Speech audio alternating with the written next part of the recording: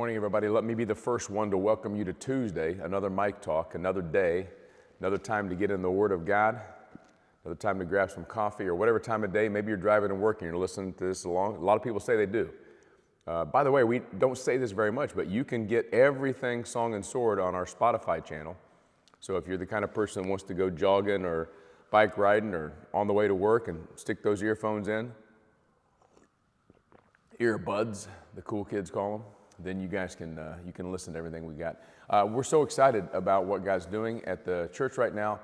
On Sunday mornings at 9 and 10:30, you can come to the Chateau. We are praying for and kind of have our eyes open, looking at a lot of places that might become a more permanent place.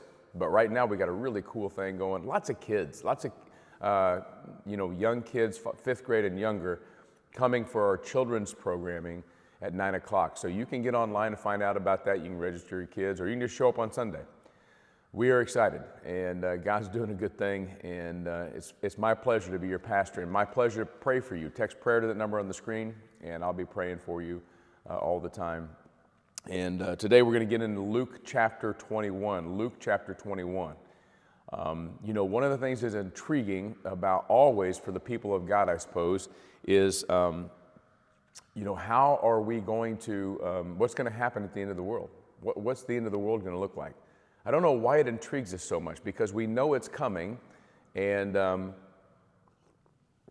we don't know exactly when, and there's really not much we can do about it.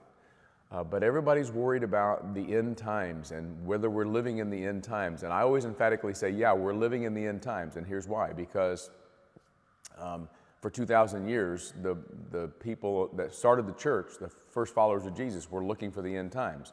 But there's this specific instance where the apostles, the followers of Jesus in the first century, are asking Jesus. So think about, this is about 30 AD. It's a long time ago. And they're asking him about what's going to be the end of the world, what's it going to look like. And he foretells the destruction of Jerusalem. But then in Luke chapter 21, verse 25, he says this, "And there will be signs in sun and moon and stars, and on the earth distress of nations in perplexity because of the roaring of the sea and the waves, people fainting without fear and with foreboding of what is coming on the world, for the powers of the heavens will be shaken. And then they will see the Son of Man coming in a cloud with power and great glory. Now when these things begin to take place, straighten up, raise your heads, because your redemption is drawing nigh." So much to talk about here, but first of all, Jesus says that in the end times, weird things are going to be happening in the cosmos. In other words, when people talk today about global warming, or I guess they talk more now about climate change, Jesus predicted that. This world is winding down. This world is dying. By the way, this is scientific. One of the traits of a living being, a living organism, which the earth is that it dies, and it has a cycle. And is our earth cycling down and dying? Yeah, it is. Jesus says it is. There's going to be things that happen in the skies. There's going to be visible signs in the sun and the moon and the stars, the earth, because of the roaring of the sea and the waves. May very well be describing some of the stuff that we're seeing right now. Polar ice caps melting and all this stuff. And again, I don't want to get in the science or the politics of that for sure. But here's what I know. Things are changing. It's not the same old world it used to be.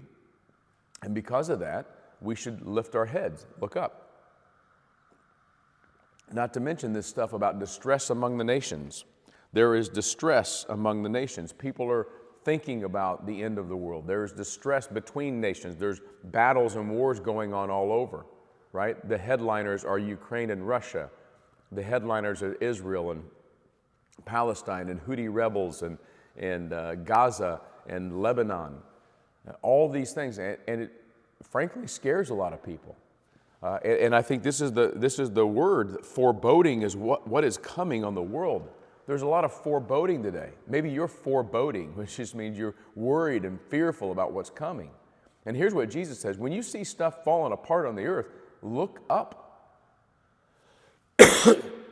Excuse me, because your salvation, your redemption is the word, Your complete loosing, straighten up and raise your heads because your redemption is drawing nigh. The Son of Man, Jesus Christ, the one who has, as we said Sunday and yesterday, the one who has redeemed us, the one who has bought us, paid for us with his blood. He's going to come back in glory and power in the clouds. Nobody's going to miss this.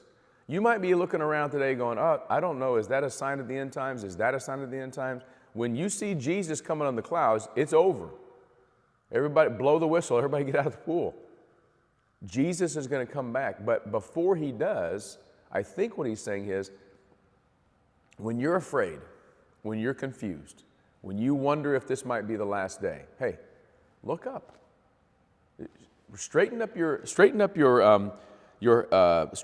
and raise your heads. Look up, because that's where your redemption finally is coming. The final loosing of all the pain of this earth is coming.